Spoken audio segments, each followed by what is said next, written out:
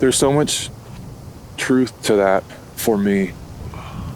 I think that we don't understand how similar we are to trees because they live at a much longer time scale and they move so much slower.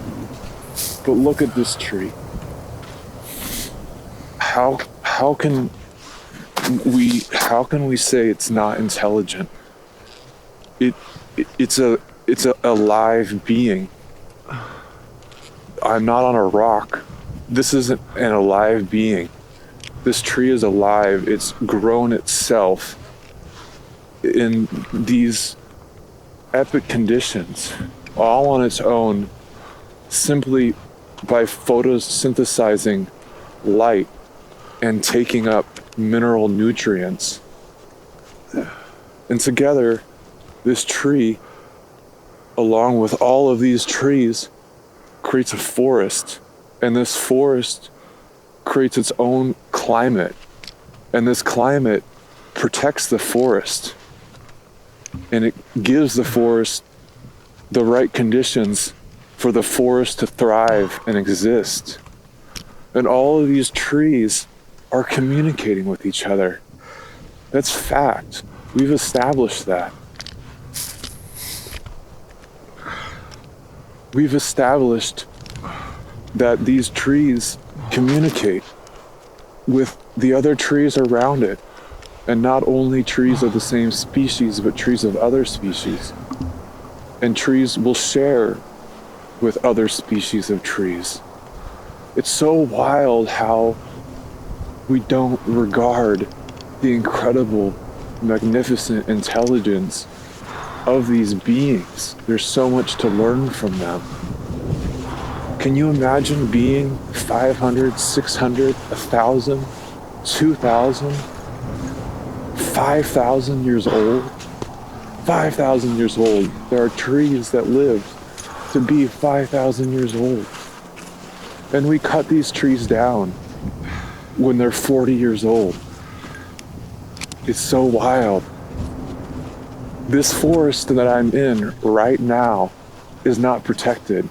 This forest right now that this tree lives in is not protected from being clear cut and turned into a monoculture tree plantation that is managed with pesticides and short rotation and the obliteration of this incredible rich native biodiversity. Native biodiversity is the backbone of life on this planet. Without biodiversity, there is death. There is no life. We need the multitude of species working together to create functional ecosystems. It's just so wild to me how we can destroy these forests when they're so powerful and they're so similar to us and they give us life.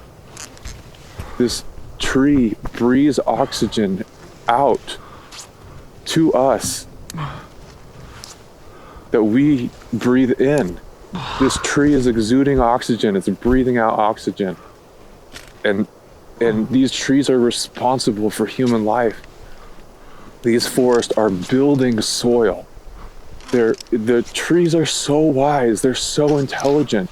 They use such minimal resources to create incredible magnificence.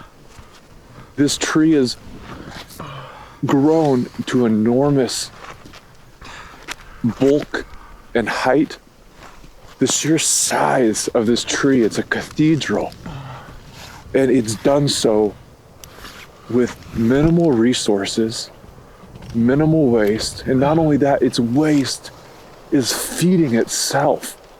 It's shedding bark, it's shedding needles, creates the soil and enriches the soil that feeds numerous microorganisms and feeds numerous other plant organisms. And it also feeds itself. That is intelligence. To be a cathedral of a magnificent being, and to do so with such elegance, such minimal requirement of resources, light and minerals, and from that it gives us oxygen, and from that it creates its own nutrient source that feeds back into itself, the living system as a living organism, and the living system as an ecosystem. And these ecosystems are where life comes from.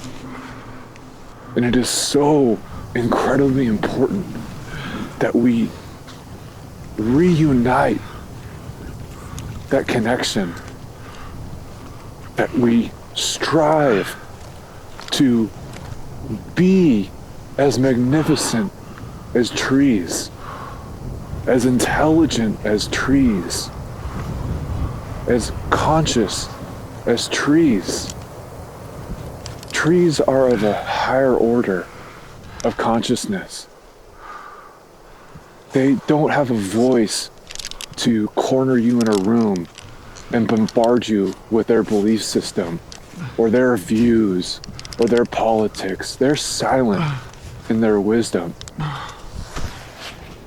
They have solved the riddle of existence. They share amongst their fellow trees, amongst other tree species, and in doing so, create a home that sustains themselves and sustains countless other species. That is brilliant.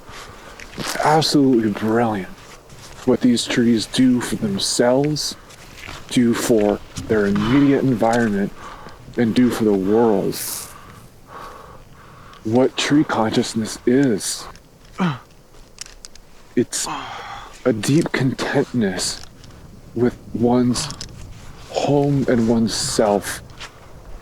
This tree is only set on becoming itself, becoming its fullest self.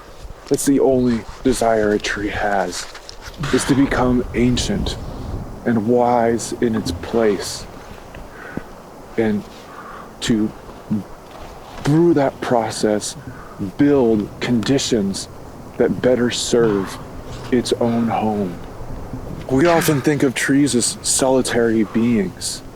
This tree stands out, partly because I'm sitting on the top of it, but also because it's a massive relic. Yet we need to keep in mind that all of this region, the entire Pacific Northwest, is dominated by trees like this. This tree was left behind because it was seen as scraggly. This whole area was logged before the days of chainsaw in a process called high grading, where they came in and removed all the biggest and easiest trees and just left what was too hard or what they didn't want.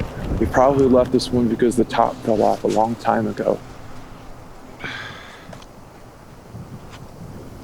And now it is, to us, to the 21st century mind, it's phenomenal. Wow, it's so big. This is what trees are supposed to be. Most trees are supposed to be enormous. That is their existence, that is their destiny, is to become these titans of carbon sequestration. They are sequestering carbon. They are carbon. This is all carbon. And most of it is being stored underground. This tree and this forest purifies water. And they also hold water. The root system, the soil system is a sponge. If it wasn't for this, the water would just shear off. It would just shear right off and just go into drainages and cause immense erosion and bring silt into the river systems, and the silt kills salmon and wreaks havoc upon the natural systems of rivers. There's very little good had from clear-cutting forest. The only real good is money that goes to the hands of very few. Most of the lands in the Pacific Northwest, most of the forest lands are owned by private industry.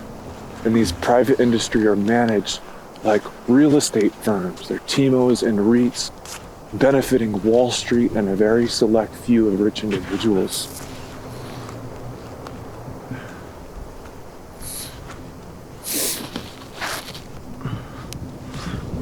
It's just amazing that we destroy the most magnificent beings, primarily for money. And yes, people are like, oh, it's to build houses. We need paper. There are ways to produce paper. There are ways to produce homes that don't destroy the functionality of the ecosystem. It's possible. It is possible. We can produce wood, and most paper product is thrown away. Most paper product is disposable. Please understand that when you are using disposable materials, you are using the life force of this organism that was alive. The entirety of humanity needs to transcend where they are right now. We need, every single one of us, we need to reach the level of tree consciousness to be able to move forward on this planet, to be able to have a future as a species. We need to transcend our current consciousness